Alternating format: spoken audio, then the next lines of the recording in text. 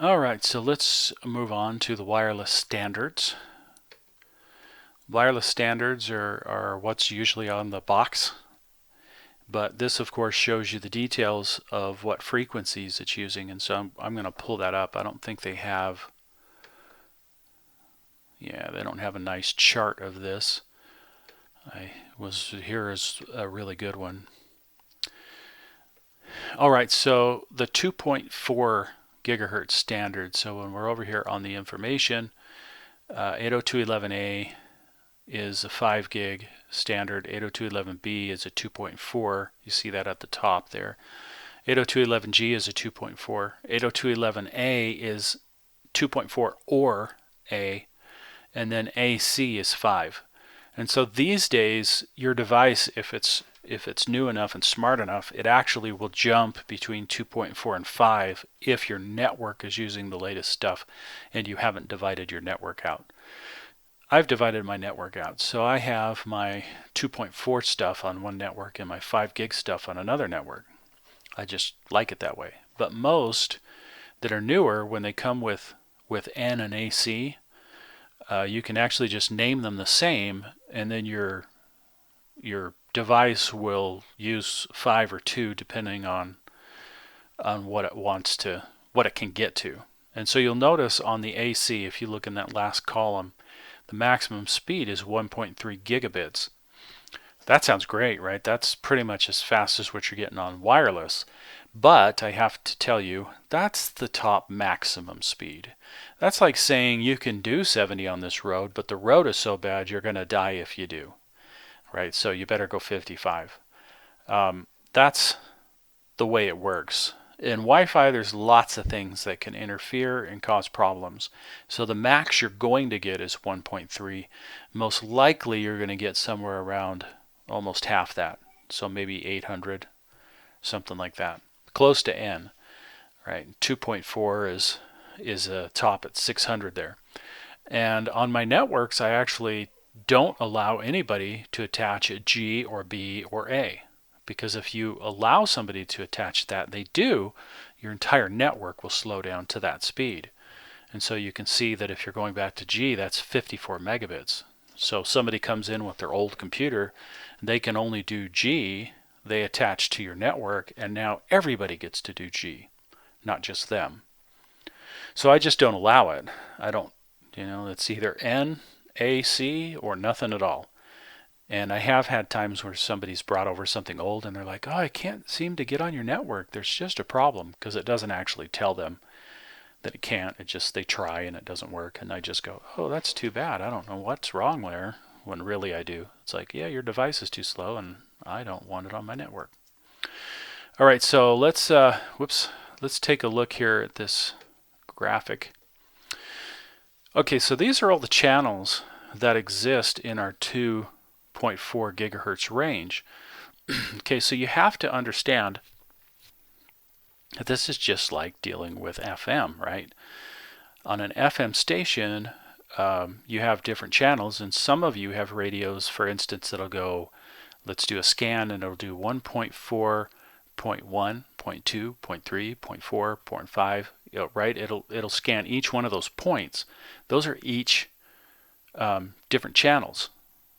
Some will just jump by twos, because radio stations, if they're putting out too much power, will actually bleed over into another station. So this stuff is regulated. But if you were to say hack your 2.4 wireless, if it lets you, and you said, man, I'm going to increase my output and I'm on channel 1, then it would bleed over more into the next channel because it's pushing more power through that.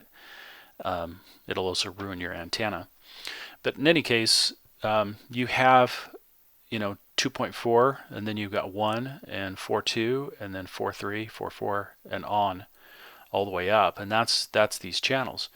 Now what it's showing you here with the darker lines is these are the ones that are non-overlapping channels, so they don't interfere with each other at all. You can use 1, 6, and 11. Those are your best options. We don't have 14. We usually don't get that one. So if you have to, see, you could do 13 and then jump down to 9 and then jump down to 4, and those would be pretty separated, or 13, 8, and 2. You're only using one channel, but I guess what I'm trying to say is that you live where I do, and the houses are fairly separated, and so you're not going to really have a problem with interference. But you live in a dorm room and you set up your own Wi-Fi, or you live in an apartment building or an apartment complex, and then you're going to have tons of interference. As a matter of fact, my sister-in-law for a while lived in an apartment complex. Actually, no, it was her friend, and she couldn't get any wireless in her bedroom, even though her access point was in the living room, and it was a very small 2-bedroom apartment. And so I said, yeah, you're in an apartment, so somebody right next door to you is using your same channel. So I went over there with some tools you can get, like NetStumbler and iStumbler, and there's Netmon, and there's different ones out there, and look at the channels that all these wireless devices are using. As a matter of fact, I might have it on here, and I can, let me see if it is. Got a lot of stuff open. Been doing a lot of work for school. There's a Wi-Fi, there's Xeris Wi-Fi inspector. Let's open this up. I've got Wireshark, but this is for wireless. So this is the one I'm attached to right here, and it's not showing me anything else. What I should see is a full list. On some of these you actually have to detach from your network in order to see all the other networks. So what do we got? Nothing else. Okay, so this isn't showing us too much. I'll pull up a screenshot. Maybe it's going to get there. No. So I'll pull up a screenshot as if, right, as if I'm doing it. So anyway, before I pull up that screenshot, I looked at this monitor, and of course she's on channel 4, which is very much a default, and 10 other people are on channel 4 around her. And then there's a bunch on 6 and a bunch on 10 and 11. And so it was really hard, but I tried to move her down to 2, because there was some people on 1, but they were further away. And then she was able to actually get a signal within her own apartment. Most equipment these days autos. The problem is that they're really not very good at autoing anything. And so you can set up your wireless in a very condensed environment like I just described, and it doesn't work right. And then you need to actually figure out where all these channels, who's on all these channels, how many are out there, and then switch to something that's less interfered with. So let's look at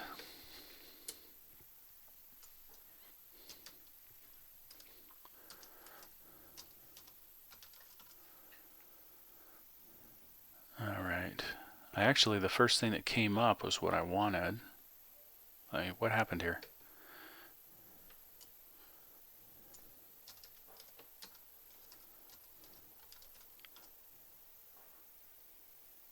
I don't know what happened there. But this is an example of what NetStumbler looks like. We'll pull up this one because it's cool, right? It's got the stuff at the bottom. It's private, so I can't look at that. So let's find one I can. This is a really old version. That's still not very good. Let's go back.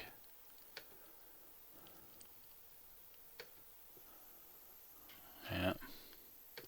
Well, these are old pictures.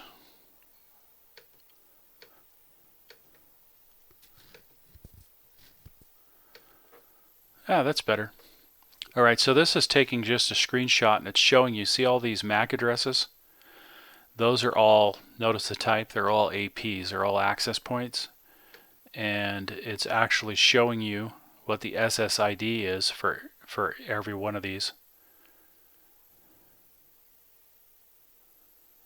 Right, and it's showing you the name of any device that's on there, and then it shows you who the maker of the radio is. So it can find out a lot without actually being on your network. This machine is not attached to any of these. But the most important thing is it shows the channel that you're on. So there's 1, 3, 11, 3. There's a lot of ones, right? So I would probably move to 4 if I was having trouble on this. Down here it shows a graphic of your noise level to signal ratio. We don't really need to get into that at this point. But this kind of shows what I'm talking about, of the fact that you can get in one of these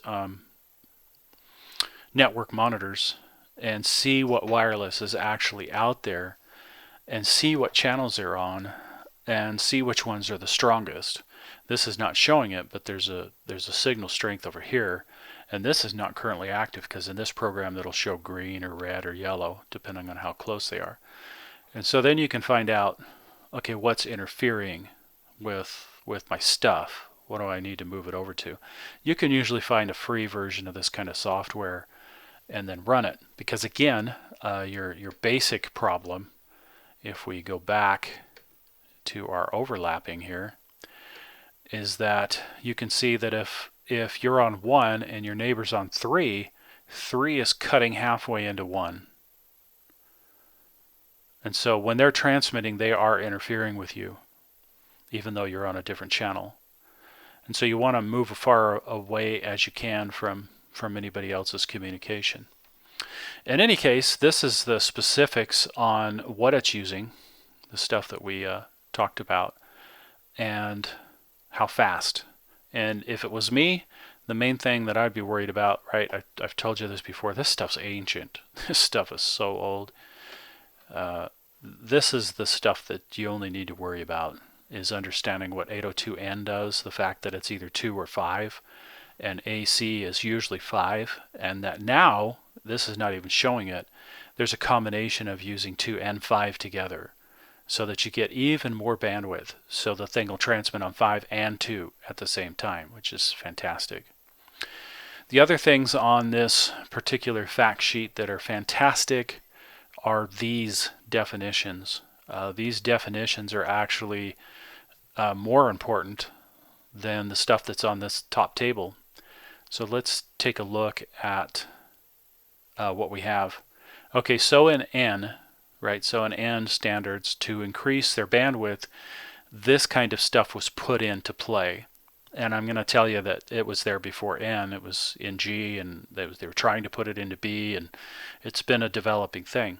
So there's this multiple input, multiple output, and they call that MIMO.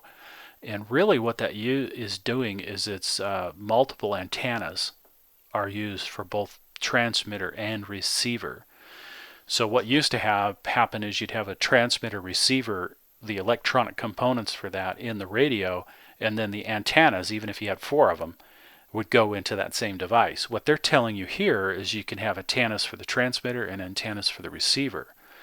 And then you can have antennas, right, for this, for 5 gigahertz, and you can have antennas for 2 gigahertz. And so that's why these days you'll see that have 6 or 8 antennas. With MIMO, they're telling you that going above 3 by 3 doesn't really help. And so we'll look at that. You get, but that's not a case to look at the ones that have 8, for instance, and go, well, see, that's not helping, because it depends on the other stuff they're doing, right? How do you get around the limitation of the frequency?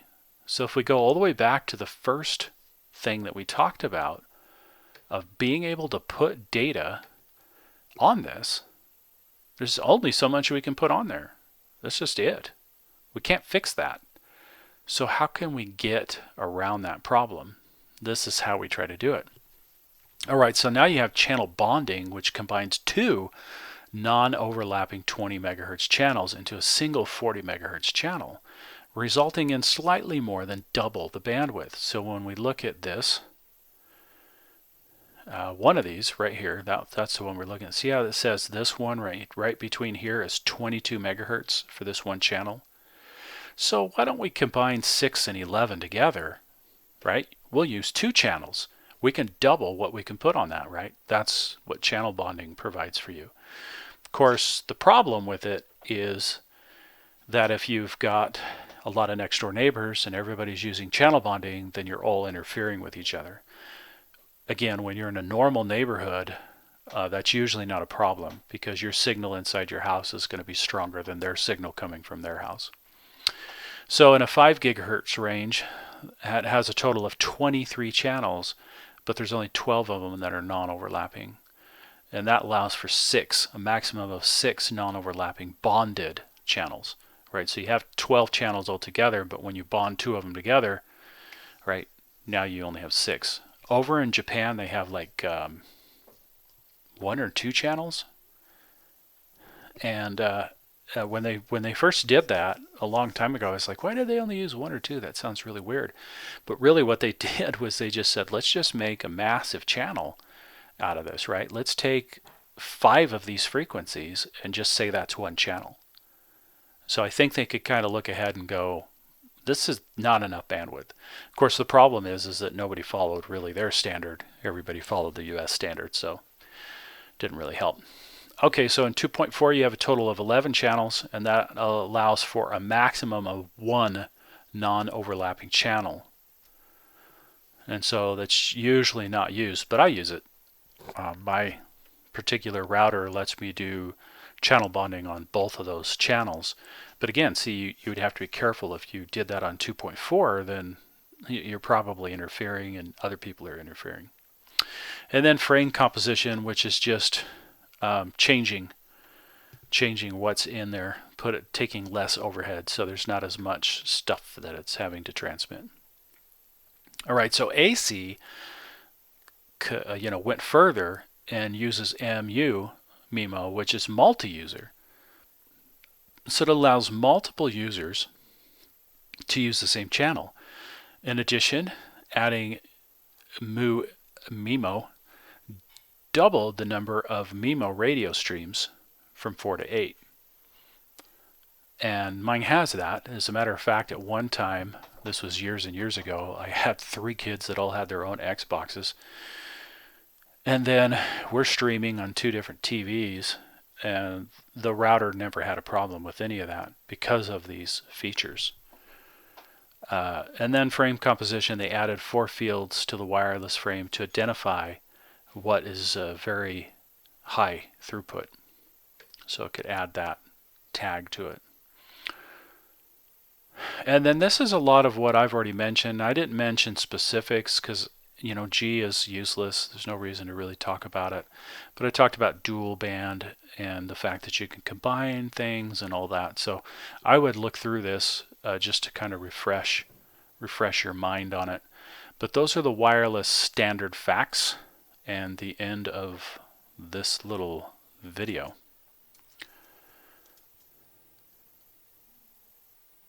If I can find the thing to kill it. I guess I can try Control